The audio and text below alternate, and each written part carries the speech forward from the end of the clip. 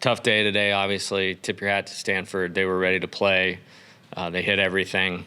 And, 24 hours or, 36 hours of disappointment here is not going to change the accomplishments of our team. I'm very proud of them.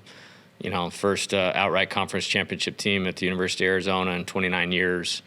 45 wins, national seed, host a regional, super regional, be champions of both of those, and lost to two really good opponents here in terms of Vanderbilt in a really tough game. The other night, I was proud of the way we competed in that. And then today, they were just better. Like I said, we left a lot of pitches up and over the plate, and they hit everything. Yes, Michael Lev with the Arizona Daily Star. Jay, what was the gist of your message to the team in the dugout after the game?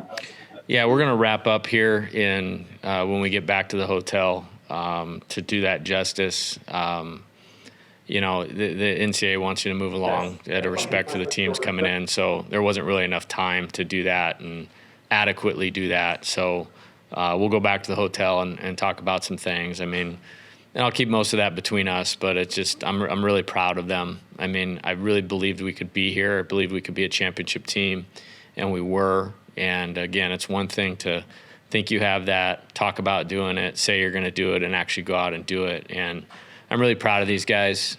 Great baseball team, made up of great competitors and great character. And so it's going to be tough. This is a tough group to say goodbye to, and we'll have some of them back, but collectively pretty special. And we're going to make sure we know that how I feel about them. Teddy Cahill, Baseball America. Shay, just what kind of growth did you see out of this team, especially in the second half of the season and into the postseason? Yeah, tremendous growth, and good question, Teddy. I think, this year felt like 2 years into one. A lot of the main players in 2020, when we felt like we had a team that could get here and it was shut down by COVID, returned with the exception of two. And so this was like 2 years in the making. With that being said, I do think we improved.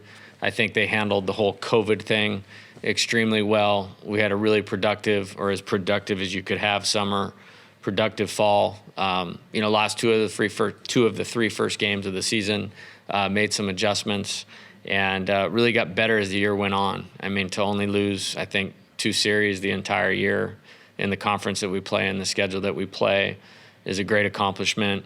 But I thought we got better as we went. And in my opinion here, nothing really changed. We just ran into 2 worthy opponents where the margin between winning and losing that game Saturday night against Vanderbilt was incredibly small, and they put themselves on the right side of that.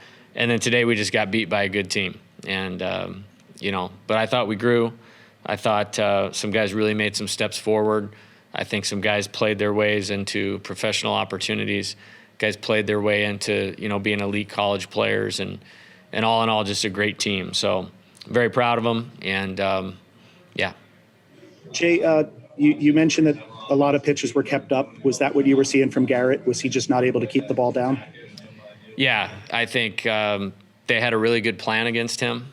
And he made some mistakes, and those are big, strong, physical guys, at least in terms of the Pac-12, the 2 most physical teams made it here, in us and them. And we knew Williams was going to be tough. He made it hard on us in the regular season matchup, and there wasn't a lot of margin for error. Tip my hat to Garrett to getting out of the jam in the first with no runs, and then got a 1-2-3 second. But then as we just were moving forward, it was just, he'd leave a ball up and they make him pay. And he hasn't done that. He had a phenomenal season for us. We won 9 of the 10 starts he had in Pac-12 play.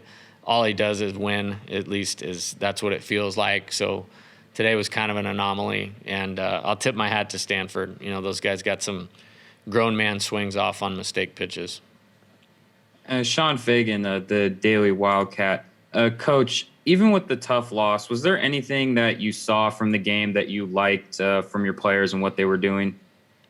Well, when it was 10-0, it was going to be hard to come back and win that game against that quality of team. And, we just met in the dugout and just said, hey, not that I don't care if we win, but let's be realistic about what's going on here. There's no way a group of this good a character that are this good of competitors is going to go out like this. And then we immediately scored 2.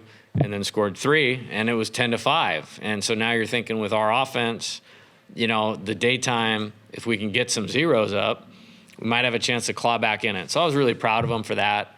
We just couldn't keep them off the board in the ballpark, off the barrel of the bat, and it made it really difficult to get any solid momentum and coming back.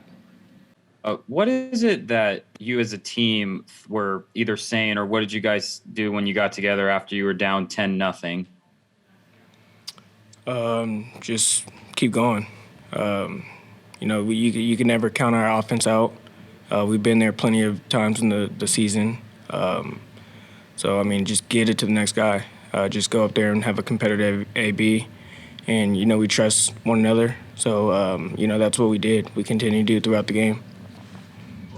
Yes, Michael Lev with the Arizona Daily Star. Donta, what are you going to remember the most about this team? Everything. From the locker room, weight room, the competitiveness, the music in the hitting facility. Every day they just come out and, give everything that they have, and that's why we're in this situation. It's just I'm blessed to be a part of this team. I'm very grateful with the group of men that we have and what they developed to become, and every memory. So on this point, I'm just thankful for everything.